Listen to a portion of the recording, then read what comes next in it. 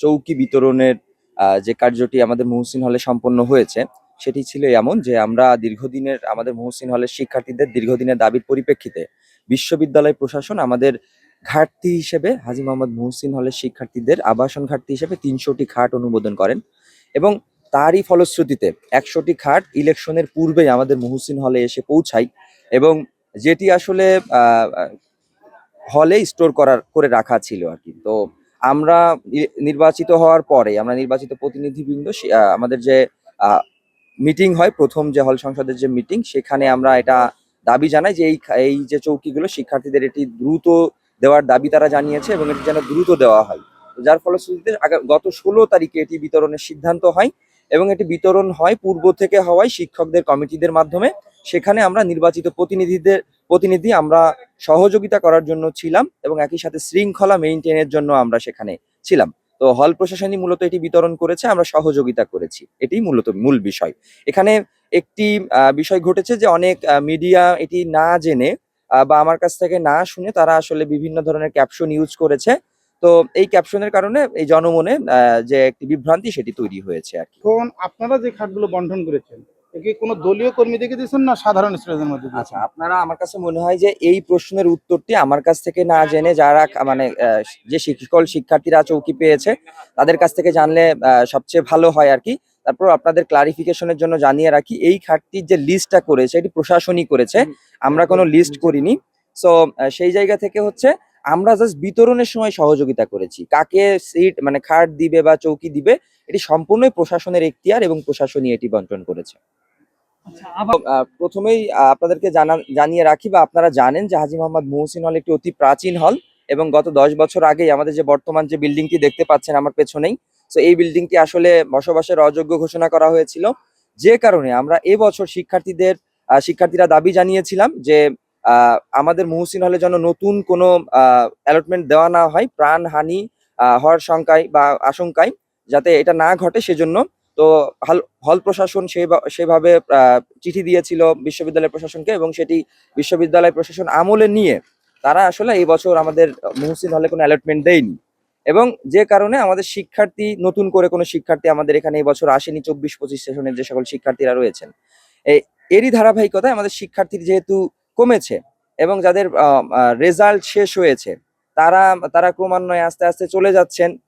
তো এই যে সিটগুলো ফাঁকা হচ্ছে তখন এই আবাসন সংকটটা কিছুটা হলে মুহসিন হলের জন্য কমে আসছে এবং এই জায়গাটাতে আমাদের আবাসন সংকটের একটি মৌলিক সমস্যা ছিল যে আমাদের শিক্ষার্থীরা চৌকি ব্যতীত আমার ফ্লোরিং করে ঘুমাতে হতো। তো সেই জায়গায় আমরা পূর্ব থেকেই আমাদের শিক্ষার্থীদের দাবি অনুযায়ী ৩০০ খাট আমাদের আসবে, ১০০ খাট এসেছে। তো সেটি আসলে ইনশাল্লাহ আবাসন সংকট কিছুটা হলেও দূরীভূত হবে। আচ্ছা, আমি হাজী মোহাম্মদ মুহসিন হলের ভিপি নির্বাচনে যে ইশতেহার দিয়েছিলাম সেটি ৪টি ভিশনের আওতায় আমি অনেকগুলো ইশতেহার দিয়েছিলাম। তো আমি ৪টি ভিশনের আওতায় সবগুলো বিষয় নিয়ে কাজ করতে চাই। তো আমার ৪টি ভিশন যদি আপনাদেরকে বলতে চাই, প্রথম বিষয় হচ্ছে যে শিক্ষার্থীরা এখানে আসে শিক্ষা অর্জন করতে, জ্ঞান অর্জন করতে, অর্থাৎ শিক্ষাগত উৎকর্ষতা আদায়ে যে সকল কার্যপরিধি, যে সকল উপাদানগুলো এই হাজী মোহাম্মদ মুহসিন হলের প্রয়োজন, সে সবগুলো বিষয় আমরা এখানে ইন্ট্রোডিউস করতে চাই, আমরা এখানে অ্যাড্রেস করতে চাই, কাজ করতে চাই সে বিষয়ে।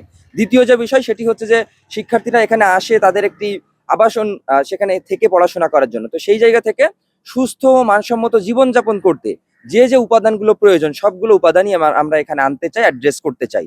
তৃতীয় যে বিষয় সেটি হচ্ছে যে শুধুমাত্র এই দুটো বিষয় নাই, তাদের এখানে আসার পরে তাদের স্কিল ডেভেলপমেন্ট করা প্রয়োজন হয়। তো বিভিন্ন বিষয়ে তারা ল্যাঙ্গুয়েজ স্কিল এখানে শিখবে, আমরা বিভিন্ন ধরনের কর্মশালার আয়োজন করব যার মাধ্যমে তাদের দক্ষতা উন্নয়ন হবে। এবং একই সাথে চতুর্থ যে বিষয় আমরা এখানে অ্যাড্রেস করব সেটি হচ্ছে এরকম যে তারা যেন পেশাগত প্রস্তুতিতেও ভালো করতে পারে, যে কারণে আমরা সিনিয়র জুনিয়রদের একটি মেলবন্ধনের মাধ্যমে, একটি কর্মশালা আয়োজনের মাধ্যমে তাদের পেশাগত প্রস্তুতিকে আরো বেশি এগিয়ে রাখবো যাতে করে তারা পেশাগত জীবনে অনেক বেশি ভালো করতে পারে। তো এই ৪টি ভিশনের আওতায় আমরা অনেকগুলো বিষয় নিয়ে আমরা কাজ করব। ইতোমধ্যেই আমরা অনেকগুলো কাজ করেছি, অনেকগুলো কাজ আমরা প্রসিডিওরে আছে এবং অনেকগুলো কাজ আমরা পরবর্তী সময়ে করব। আমরা স্টুডেন্টদের সাথে কথা বলেছিলাম, তারা তাদের প্রয়োজন দেখা দিয়েছে টেবিল আর হচ্ছে আলমিরা, জামা কাপড় রাখার জন্য। এখন এটার কি ব্যবস্থা করবেন? আচ্ছা, আমার ইশতেহারের মাঝেই ছিল যে প্রত্যেক শিক্ষার্থীর জন্য মৌলিক অধিকার হিসেবে তার থাকার জন্য, রাতে ঘুমানোর জন্য একটি বেড, তার রুমে পড়ার জন্য একটি টেবিল এবং তার কাপড় চোপড়গুলো একটু গুছিয়ে রাখার জন্য একটি আলমিরা তাদেরকে নিশ্চিত করা হবে। তো তো আমাদের মুহসিন হলে আমাদের এক্সটেনশনের কিছু রুমে প্লাস হচ্ছে মেইন বিল্ডিং এর কিছু রুমে আমাদের আলমিরা নাই এবং টেবিল নাই, এবং চৌকি যেটা চলে আসবে সেটা তো আসবে ইনশাআল্লাহ, সেটা আসলে একটা ধাপ পূরণ হবে, আমাদের মানে চৌকি বা খাটের যে ঘাটতি ছিল সেটি পূরণ হবে।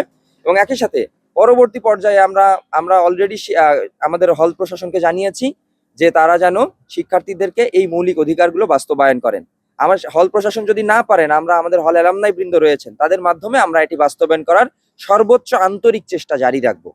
আচ্ছা, এই প্রশ্নই শেষ আপনার কাছে আমি জানতে চাচ্ছি যে ক্যান্টিনের যে খাবারের অবস্থা বা কেমন, এটার মান কেমন, ক্যান্টিনের খাবারের মান কেমন, এবং কোনো স্টুডেন্ট আপনার কাছে কোনো অভিযোগ এখনো পর্যন্ত করেছে কিনা? ক্যান্টিন বিষয়ে যদি বলতে হয় যে শিক্ষার্থীরা আসলেই ক্যান্টিন নিয়ে খুবই অসন্তুষ্টিতে ভোগেন দীর্ঘদিন ধরেই।